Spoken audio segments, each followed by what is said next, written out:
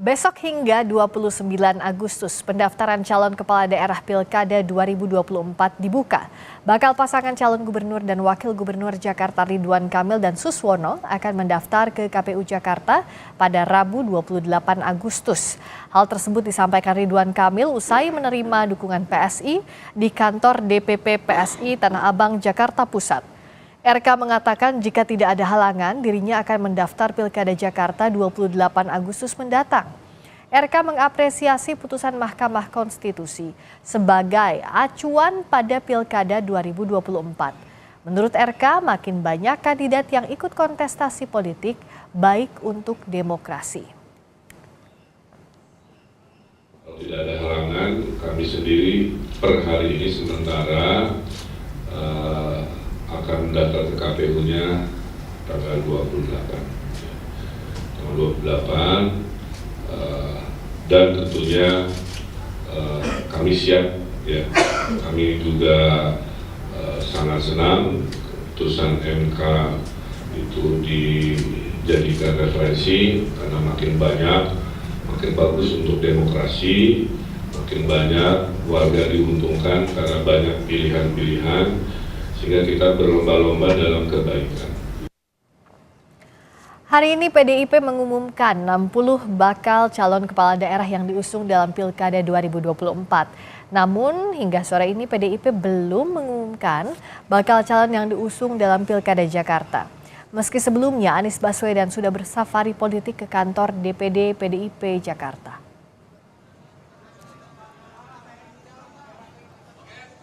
Sementara itu Anies Baswedan tengah menunggu keputusan Ketua Umum PDI Perjuangan Megawati Soekarno Putri terkait pencalonan di Pilkada.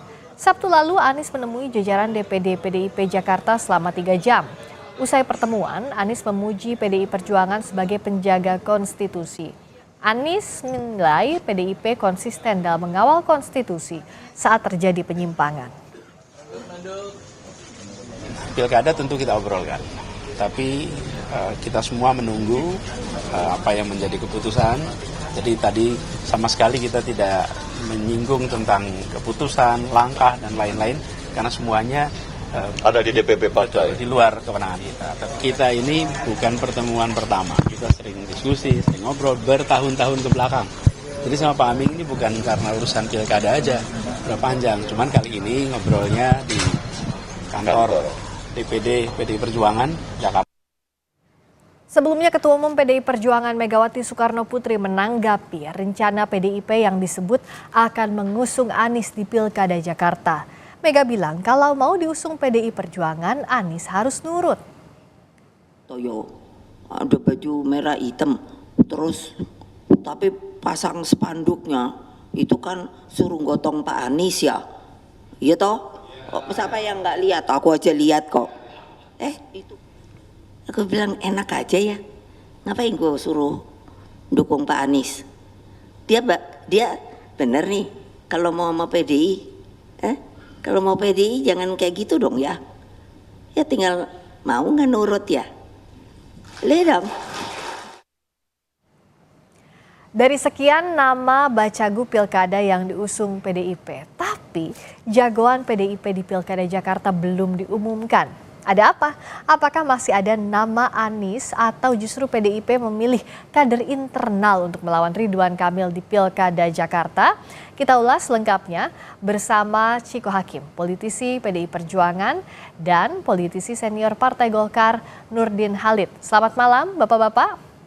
Selamat malam, Assalamualaikum. Waalaikumsalam warahmatullahi wabarakatuh. Ya. Selamat malam Bang Ciko, juga Pak Nurdin, dan sudah bergabung juga Kepala Departemen Politik dan Perubahan Sosial CSIS, Arya Fernandes. Bang Arya, halo, selamat malam. Halo Friska, selamat malam. Malam, saya ke Mas Ciko dulu, karena yang ditunggu sampai saat ini belum diumumkan untuk di Pilgub Jakarta. Kalau Bang Masinton di X-nya sudah bilang kawal Anies Rano sampai menang katanya. Tapi kalau ada juga yang merembus sampai tadi sore bahwa ada nama Mas Pram juga, Pramono Anung. Jadi yang mana yang akan dipilih Bu Mega? Sudah ada belum hilalnya, Mas Ciko? Sampai hari ini memang belum diputuskan, tapi kan kita juga bisa melihat bahwa akan ada gelombang keempat terkait dengan pengumuman calon kepala daerah dan calon wakil kepala daerah yang akan diusung oleh PDI Perjuangan.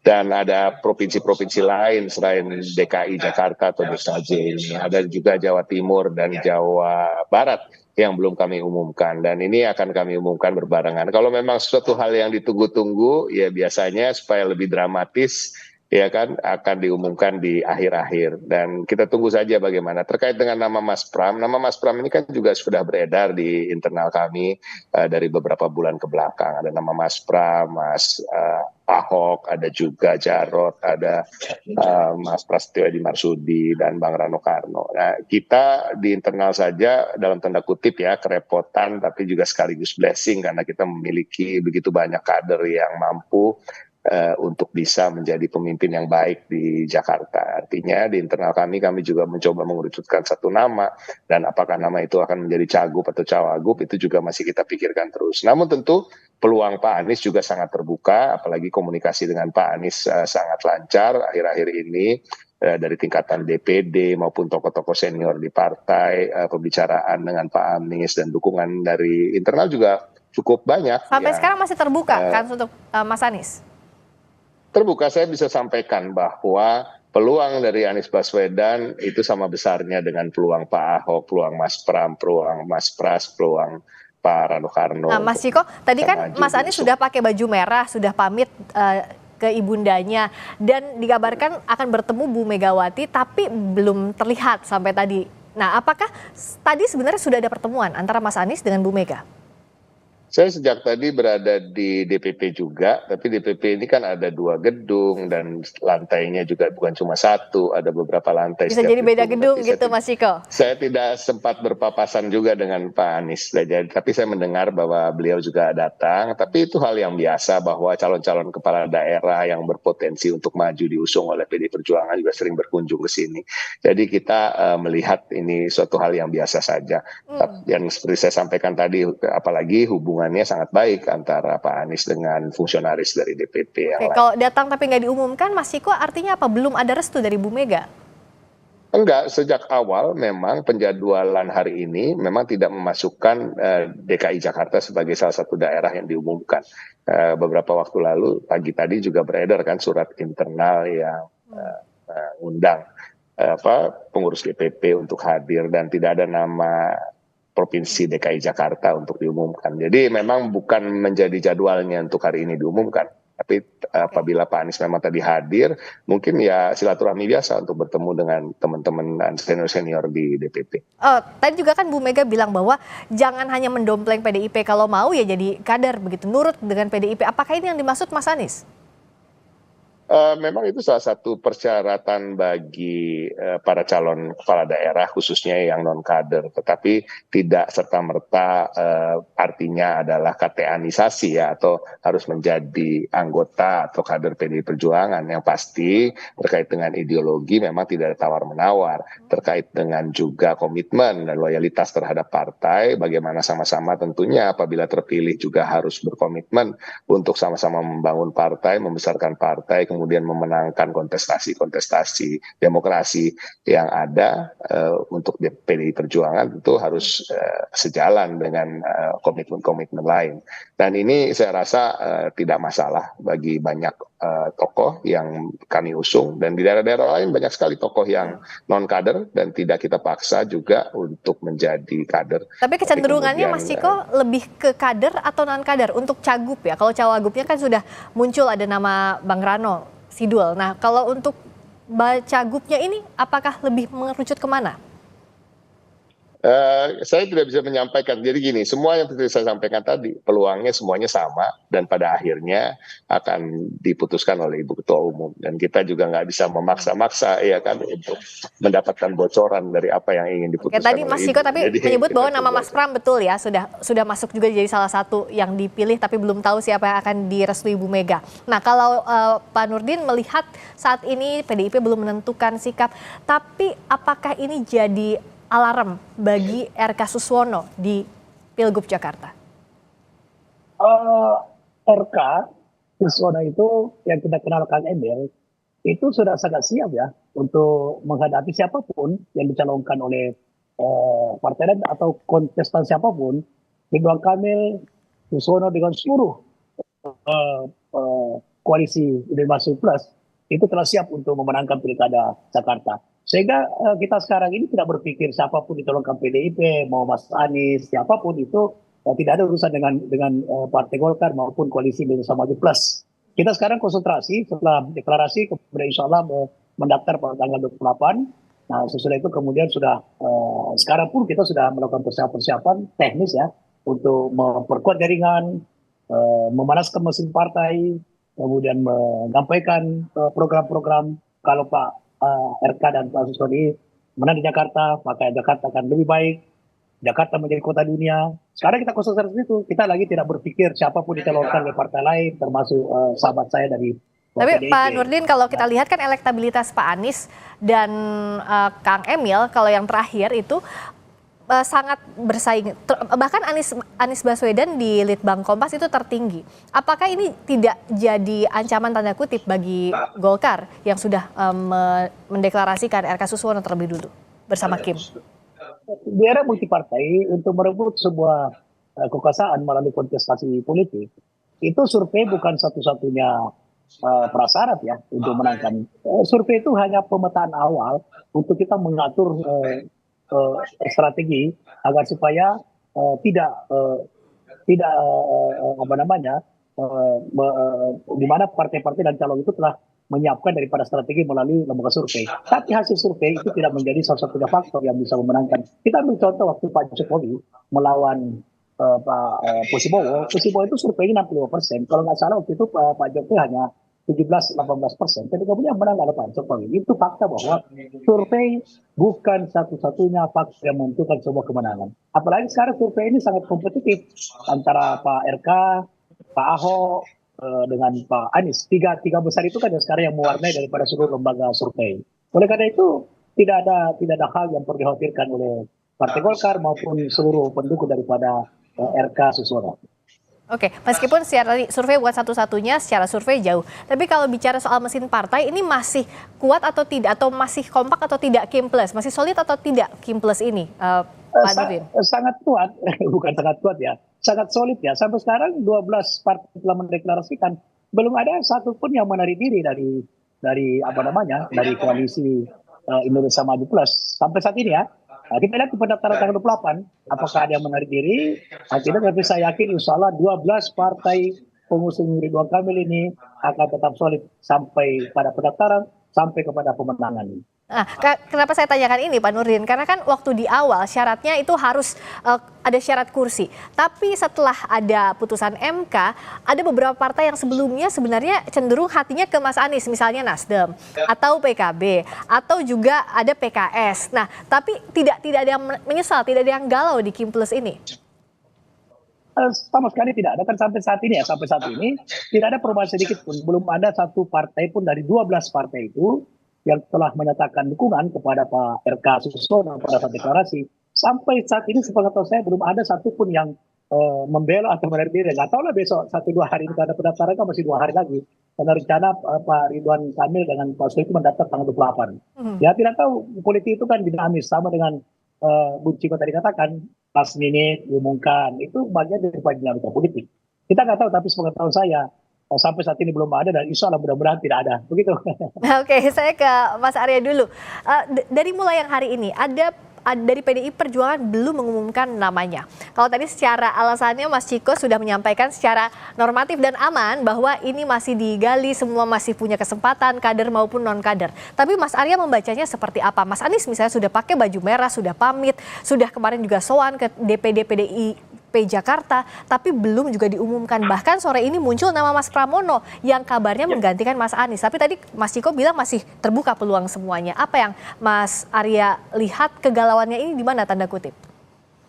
Ya, saya kira saat ini memang seperti yang disampaikan Bang Ciko tadi, bahwa PDIP tengah menyiapkan beberapa opsi yang memungkinkan opsi-opsi tersebut dapat bersaing dengan ketat dengan Pak Ridwan Kamil ya.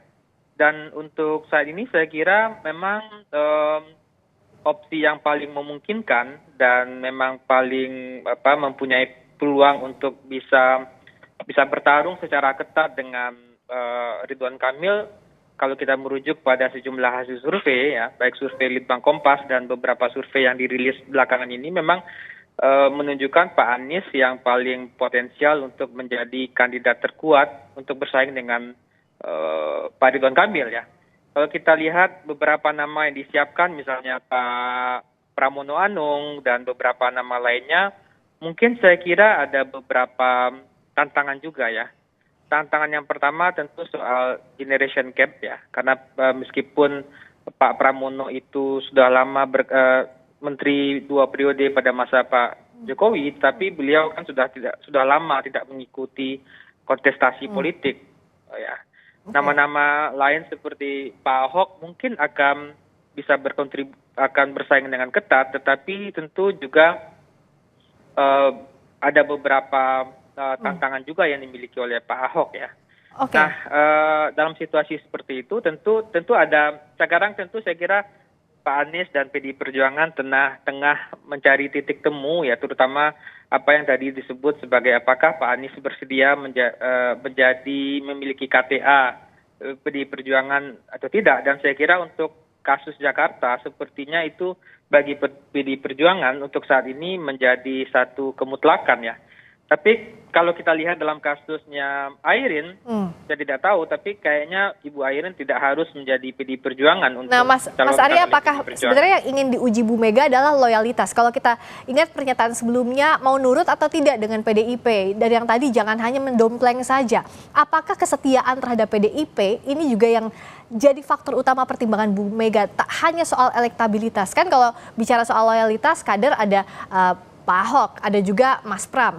Tapi kalau di sisi lain elektabilitas secara logisnya tadi Mas Anies.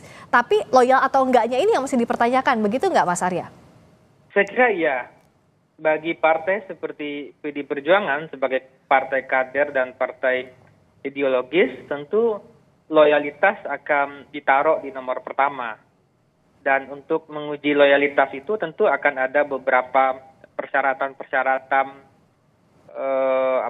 teknis dan mungkin persyaratan-persyaratan ideal yang harus dipenuhi oleh seseorang yang akan maju sebagai kandidat yang diusung oleh PDI Perjuangan, itu yang pertama. Yang kedua, saya kira ini juga terkait pemilu 2029 ya. Bagaimanapun kalau Pak Anies dicalonkan oleh PDI Perjuangan sebagai calon gubernur di Jakarta, tentu bila ia menang, tentu beliau akan menjadi salah satu kandidat yang mungkin paling diperhitungkan dalam pemilu 2029. Nah, titik negosiasinya saya kira tidak hanya soal apakah Pak Anies bersedia menjadi kader atau tidak, tapi kalau beliau menang itu bagaimana soal 2029. Nah, kalau soliditas Kim Plus sekarang, Mas Arya, bagaimana membacanya pasca putusan MK? Pasca putusan MK ini memang sekarang itu tidak ada tarikan yang kuat bagi partai-partai yang berada di Kim Plus untuk bisa bergabung ya. Kalau sebelumnya mungkin ada persoalan karena terkait misalnya tidak cukupnya syarat pencalonan, gitu ya. Sehingga partai-partai akhirnya dipaksa atau terpaksa untuk mendukung calon yang sudah disiapkan. Nah, sekarang sejak putusan Mahkamah Konstitusi yang menurunkan syarat pencalonan, sebenarnya tidak ada masalah soal itu ya. Dan saya kira memang tidak ada juga ikatannya menjadi longgar. Beda dengan sebelumnya. Dan apalagi kalau kita lihat pasca eskalasi protes, itu ikatan Kim Plus itu sebenarnya semakin longgar gitu. Oke. Nah, Pak Nurdin, bagaimana agar tadi ikatannya yang dianalisis semakin longgar pasca protes, pasca putusan MK? Tadi Nasdem bilang nasi sudah jadi bubur tapi tidak menyesal. Tapi kan artinya ada perumpamaan nasi sudah jadi bubur, ya sudahlah begitu. Nah, bagaimana agar ini betul-betul bisa maju ke pendaftaran 28 Agustus seperti yang disampaikan tadi Ridwan Kamil, itu bisa betul-betul terlaksana? Insya Allah itu ada hal yang terlaksana. Ini kan dibuktikan dengan salah satu bukti pendaftaran itu kan B1 KWK. Nah, partai-partai yang telah mendeklarasikan itu mayoritas itu sudah menyerahkan B1 KWK kepada pasangan RK Susono.